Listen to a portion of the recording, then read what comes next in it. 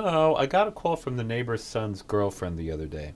She said she was walking the dogs in the backyard and came face to face with a mountain lion, which hissed at her and scared the crap out of her. We live in a residential neighborhood next to a wooded lot of about 7 acres. It's not really a jungle if you don't count my lawn, and there are no mountains, although there's a couple of molehills that you could make something out of if you were a big pain in the neck. She said she called 911 and they told her to go back into the woods and take a picture of it. And what, put it on Facebook? Animal control wanted no part of it either, because technically it had broken no law. The idea of a wild animal in our backyard that you wouldn't normally run over in a car was at once fascinating and frightening to me. My wife walks our dog back there all the time, and although I didn't think a mountain lion would attack a human for no good reason, I wondered if its system for rating reasons might be a little different than ours.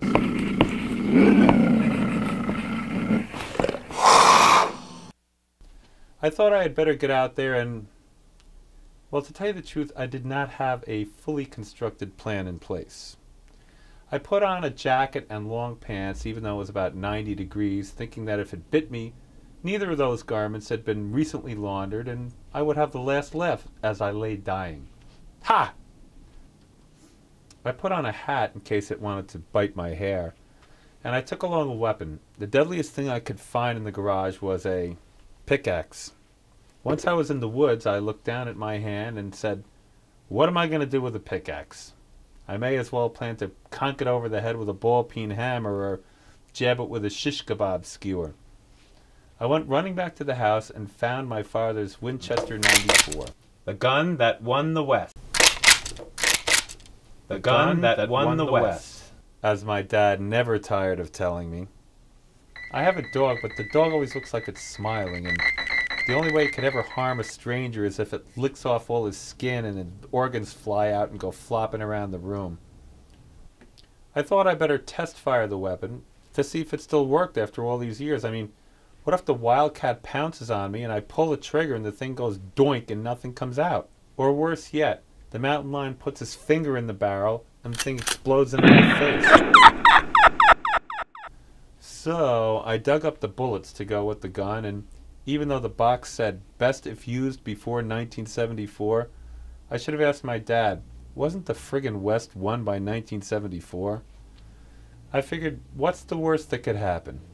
Well, I could shoot and kill myself, or I could be mauled by a mountain lion, but truthfully, I didn't even think of those things till later. I know my father went on hunting trips, but I only remember him dragging his own carcass home with him.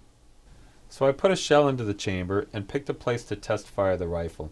I can just see me pointing it at a rock, and the ricochet comes back and kills me with the mountain lion snickering away.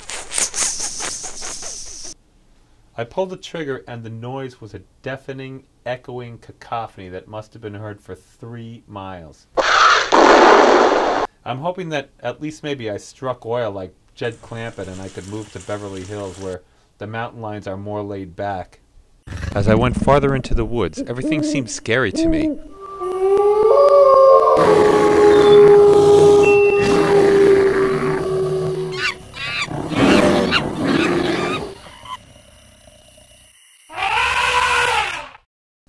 I continued on, and I noticed a deer blind, which I climbed, toting the gun.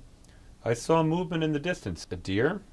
I immediately called my wife. She would get a big kick out of being called by an idiot with a gun sitting in a deer blind 15 feet up a tree. When I turned back, I saw something that looked like the tail of a mountain lion, although I was kind of far away, and it also looked a little bit like a dinosaur. I started thinking, what would Commander McBragg have done in this situation? I started thinking of amusing things to write in a blog. It dawned on me that I better focus here. It could turn into a life-or-death situation for one of us. I wondered, would I actually kill it if I saw it? The thing hissed right at the neighbor. That seems pretty threatening to me. Is a mountain lion an endangered species? Would I get in trouble if I killed it? I thought of getting a restraining order on it, or possibly trapping it. The pickaxe might come in handy after all if I dug a hole and put leaves over it. After about 45 minutes, I popped the shell and climbed back down so I could watch Judge Judy. Incidentally, a mountain lion is the same thing as a puma, a cougar, or a panther. Its range is extensive, from Canada down to South America. A black panther is not a panther at all, but more likely a jaguar. The mountain lion cannot roar, but will growl, hiss, and even scream if somebody steps on its foot. If you see a cougar or a jaguar on the highway, get out of the way, especially if it honks at you. A lynx is smaller and is a cross between a minx and a lox. I'm Rick Moline for The World in Briefs.